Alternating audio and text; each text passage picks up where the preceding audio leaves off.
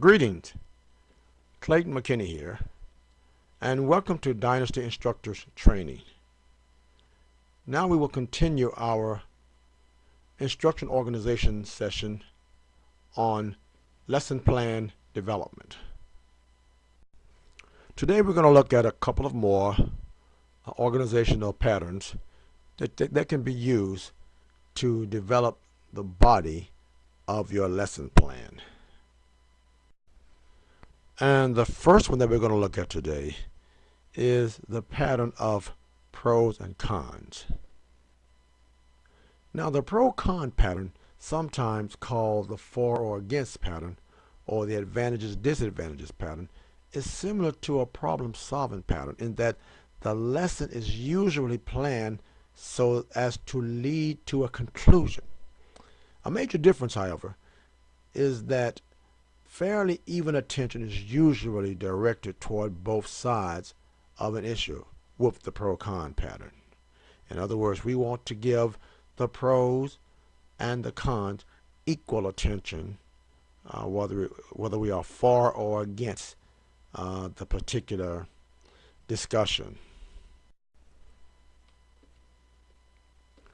Now, there are various strategies to consider when using the pro-con pattern.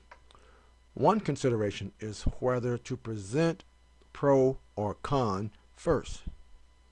Another is whether to present both sides and let the student draw their own conclusions, or to present the material in such a way that the students are led to accept the quote-unquote school solution.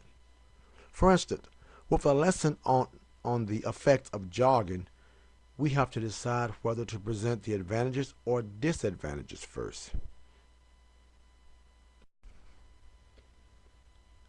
Then we must decide whether to let students decide for themselves whether the advantages outweigh the disadvantages. Pro-con plus 1 is the label given to the organization used when we draw a final conclusion based upon the two sides that we look at. When deciding a specific strategy to use with the pro-con pattern and determining how much time to spend on each, the following guidelines may be helpful. First of all, giving both sides fairly even emphasis is most effective when the weight of evidence is clearly on the favored side. Next, presenting both sides is more effective when students may be initially opposed to the school solution. Next, presenting only the favored side is most effective when students already favor the school solution or conclusion. Next is presenting the favored side last is generally more favorable to its acceptance, especially if the side not favored is not shown in too strong a light. Okay, so the next pattern of organization that we're going to discuss is that of the topical pattern.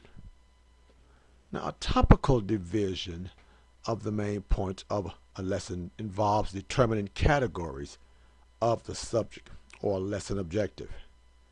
This type of categorizing or classifying often springs directly from the subject itself. For instance, a lesson about a typical college population might be divided into topical divisions of freshmen, sophomore, juniors, and seniors, with each class division serving as a main point. Housing, for example, might be discussed in terms of on-base and off-base housing, or on-campus and off-campus housing. And, for example, a lesson on the Minuteman intercontinental ballistic missile might be arranged with main points of the warhead, the guidance, and the propulsion system. At times, the material itself suggests certain strategies for ordering the main points. For instance, a lesson on levels of learning, lesson planning, would most likely begin with the knowledge level, planning as the first main point, since knowledge level lessons are generally simpler to understand. Then the lesson would move through the hierarchy of comprehension, application, analysis, synthesis, and finally evaluation levels. In other words, our lesson would follow a simpler to complex strategy in organizing the topics of levels of learning. Now, other topically organized lessons might follow strategies of known to unknown, general to specific, or specific to general. The number of strategies for arranging topical main points is practically infinite.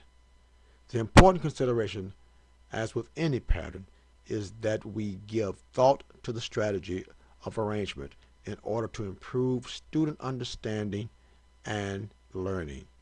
So the focus should always be on how we can improve the retention and learning for the student.